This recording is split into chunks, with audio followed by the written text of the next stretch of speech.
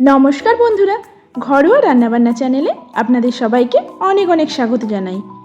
আমার আজকের রেসিপি চিংড়ি পটলের মালাইকারি। রোজ রোজ পটলের একঘেয়েমি রান্না না করে একবার এই রেসিপিটা ট্রাই করে দেখতে পারেন। এর স্বাদ আপনার মুখে লেগে থাকবে।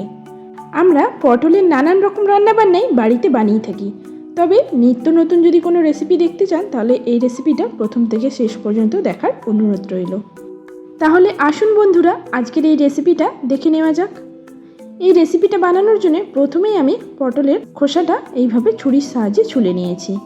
এবার পটলের গায়ে এরকম একটা ছুরির সাহায্যে একটু একটু করে দাগ দিয়ে দেব। কিছুটা জায়গা ছেড়ে ছেড়ে পটলের গাটাকে এইভাবে ছুরির সাহায্যে চিড়ে দেব। একইভাবে আমি সমস্ত পটলগুলোকে এইভাবে একটু চিড়ে দিচ্ছি। এতে পটলের মধ্যে লবণটা খুব ভালোভাবে ঢুকে যাবে। এখন আমি এতে দিয়ে দিলাম পরিমাণ মতো লবণ। তারপর সব কিছু ভালো করে হাতের সাহায্যে মাখিয়ে 10 থেকে 15 মিনিটের জন্য রেখে দেব। এবার আমি 200 গ্রাম ছোট সাইজের চিংড়ি মাছ নিয়েছি, আর চিংড়ি মাছটা ভালো করে ধুয়ে পরিষ্কার করে নিয়েছি। তারপর এতে দিয়ে দিলাম পরিমাণ মতো লবণ আর সামান্য হলুদ গুঁড়ো। এখন সমস্ত কিছু ভালো করে মাখিয়েও মাছটাকে রেখে দেব। তারপর চলে যাচ্ছি রান্নার মূল পর্বে। তার জন্য কড়াইতে বেশ খানিকটা পরিমাণ সর্ষের তেল দিয়ে দিলাম লবণ মাখিয়ে রাখা পটলগুলো। এবার পটলটাকে মিডিয়াম ফ্লেমে ভালো করে ভেজে নিতে হবে, আর এই ভাজার সময় ঢাকনা দিয়ে আমি পটলটা ভেজে নিচ্ছি। এতে পটলের গায়ে সুন্দর একটা কালারও আসবে, আর পটলটা খুব সুন্দরভাবে সেদ্ধও হয়ে যাবে। দেখুন, বেশ খানিকক্ষণ পটলটাকে ভেজে নেওয়ার পর পটলের গায়ে যখন দেখবেন এরকম লালচে বাদামি কালার আসতে শুরু করেছে, তখন একে একে পটলগুলো তুলে নেব। এরপর চিংড়ি মাছগুলো ভেজে নিচ্ছি। আমি ওই তেলের মধ্যেই চিংড়ি মাছগুলো দিয়ে হালকা করে ভেজে নেব। যেহেতু চিংড়ি মাছ ভাজতে খুব বেশি সময় লাগে না, তাই অল্প সময়ের মধ্যে চিংড়ি মাছটা ভাজা হয়ে যাবে, আর তারপর তুলে রাখবো।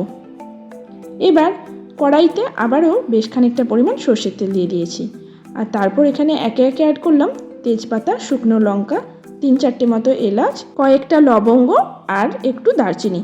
তারপর ফোড়ন থেকে সুন্দর একটা গন্ধ বেরিয়ে এলে এখানে দিয়ে দিলাম 2টো ছোট সাইজের পেঁয়াজের পেস্ট। এবার পেঁয়াজের পেস্টটাকে লো টু মিডিয়াম ফ্লেম করে 3 থেকে 4 মিনিটের জন্য ভেজে নেব, ততক্ষণ না পেঁয়াজের মধ্যে যে এক্সট্রা জলটা থাকে সেটা শুকনো হয়ে যাচ্ছে। এরপর এতে দিয়ে দিলাম 1 চামচ আদা রসুন বাটা। আদা রসুন বাটাটা দিয়েও আবারও মশলাটা ভালো করে কষিয়ে নিচ্ছি। এইভাবে মশলা কষাতে কষাতে দেখবেন আদা রসুনের কাঁচা গন্ধটা চলে যাবে, আর মশলার গা থেকে এইভাবে তেল ভাসতে শুরু করবে। ঠিক এই রকম সময় এখানে অ্যাড করব পরিমাণ মতো লবণ, সামান্য হলুদ গুঁড়ো, সামান্য লাল লঙ্কার গুঁড়ো, আর কালারের জন্য দিচ্ছি 1/2 চামচ কাশ্মীরি লাল লঙ্কার গুঁড়ো। আপনারা চাইলে এটা স্কিপও করতে পারেন। এরপর সব কিছু গুঁড়ো মশলাগুলো আবারও একটু কষিয়ে নিচ্ছি। এখানে চাইলে একটু সামান্য জল দিয়ে আপনারা মশলাটা কষিয়ে নিতে পারেন। এরপর এখানে দিয়ে দিলাম একটা মিডিয়াম সাইজের টমেটো পিউরি বা টমেটো বাটা, আর টমেটো বাটাটা দিয়েও আবারও 2 থেকে 3 মিনিটের জন্য ঢাকনা দিয়ে এটা রান্না করে নেব। আর এই সময় আমরা যে চিংড়ি মাছগুলো ভেজেছিলাম সেটা একটা মিক্সার জারের মধ্যে দিয়ে এর একটা ফাইন পেস্ট তৈরি করে নিতে হবে। দেখুন, ঠিক এই রকম একটা স্মুথ পেস্ট এর বানিয়ে নিতে হবে। যদি প্রয়োজন হয় একটু সামান্য জল দিয়ে চিংড়ি মাছটা বেটে নিলেই খুব সহজেই এটা তৈরি হয়ে যাবে। আর 3-4 মিনিট পর দেখুন টমেটোটা খুব সুন্দরভাবে কষানো হয়ে গেছে, আর মশলার গা থেকে এইভাবে তেল ভাসতে শুরু করেছে। ঠিক এই সময়ই এখানে দিয়ে দেব চিংড়ি মাছের বাটাটা, আর সাথে দিলাম কাজু আর পোস্তর বাটা। আমি এখানে কয়েকটা কাজু আর 1 চামচ পোস্তকে খুব ভালো করে বেটে নিয়েছিলাম। তারপর সব কিছুর সাথে মশলাটা আবারও ভালো করে কষিয়ে নিচ্ছি, আর ঢাকনা দিয়ে এইভাবে রান্না করলে দেখবেন মশলার গা থেকে খুব সহজেই তেলটা ছাড়তে শুরু করে। দেখুন, এইভাবে মশলা কষাতে কষাতে যখন দেখবেন মশলাটা কড়াইয়ের গা থেকে খুব সহজেই ছেড়ে ছেড়ে আসছে, তখন বুঝবেন চিংড়ি মাছ আর সমস্ত মশলাটা খুব ভালোভাবে কষানো হয়ে গেছে। তারপর এতে অ্যাড করলাম আগে থেকে ভেজে রাখা পটলগুলো।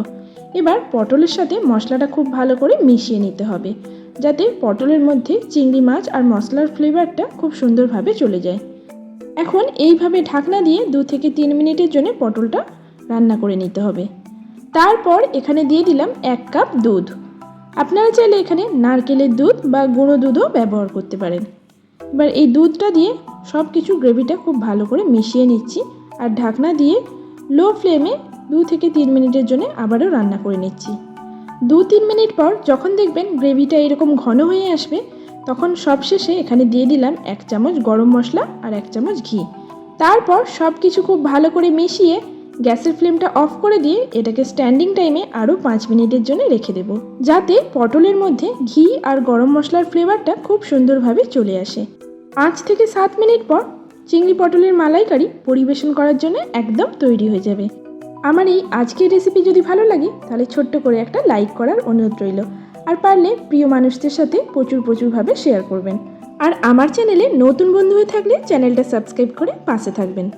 সবাই খুব ভালো থাকবেন, সুস্থ থাকবেন। খুব শীঘ্রই হাজির হব আবারও একটা নতুন রেসিপি নিয়ে। ধন্যবাদ।